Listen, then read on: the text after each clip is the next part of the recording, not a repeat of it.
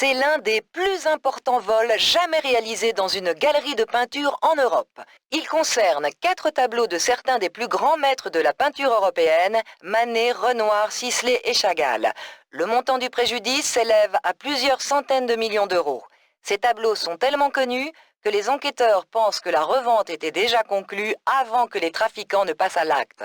Il faut faire vite, car ces œuvres sont fragiles. Toutes les polices européennes coopèrent afin de retrouver les malfaiteurs et les tableaux dans les plus brefs délais.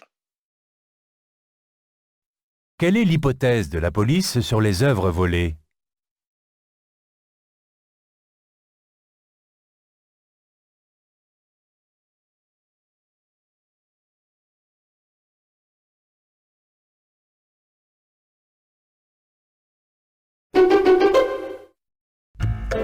C'est vrai que de temps en temps, on entend parler de nouvelles mesures pour l'emploi des jeunes.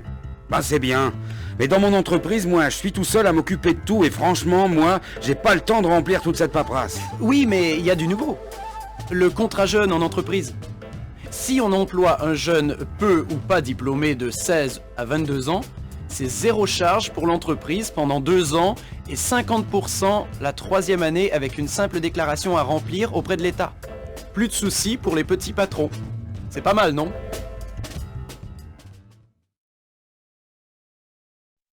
Quel est le public particulièrement visé par cette publicité?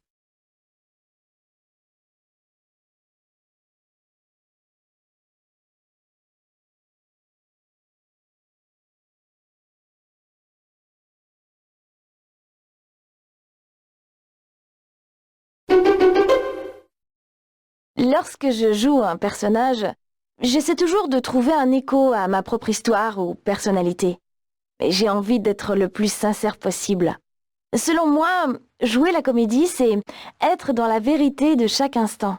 Je ne veux pas créer un personnage médiatique. Beaucoup d'artistes le font.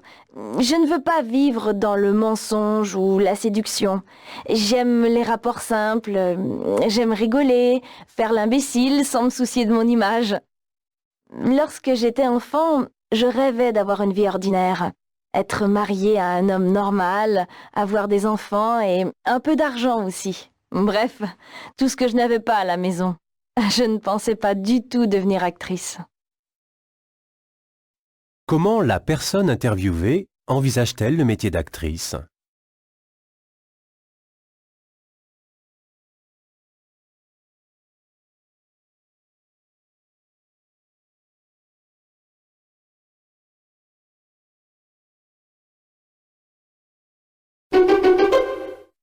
La finance solidaire, c'est un compromis entre une recherche de rentabilité du placement que l'on fait et une recherche de sens, si on peut dire. Donc, si vous voulez, on va avoir un peu moins de rentabilité, mais peut-être un peu plus de sens. Ce que j'appelle du sens, c'est faire un geste vis-à-vis d'autres, vis-à-vis d'entrepreneurs qui vont, par exemple, embaucher des handicapés, embaucher des chômeurs de longue durée, s'endetter pour acheter du matériel économiseur d'énergie. C'est tout un ensemble de démarches et d'outils d'épargne. Il y a un peu moins de rentabilité et peut-être un petit peu plus de sens.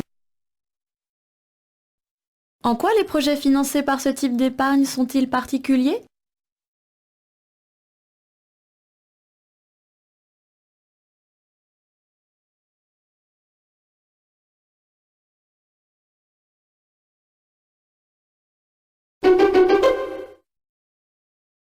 Nous vivons dans les nations urbaines, mais nous avons peur des villes.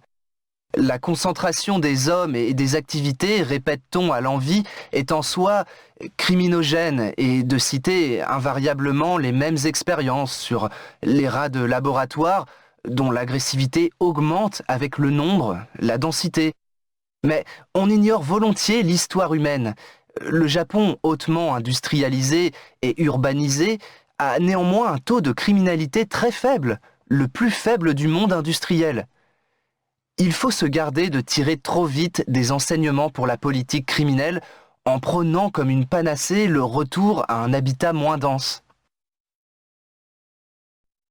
Quelle est l'opinion de cet intervenant?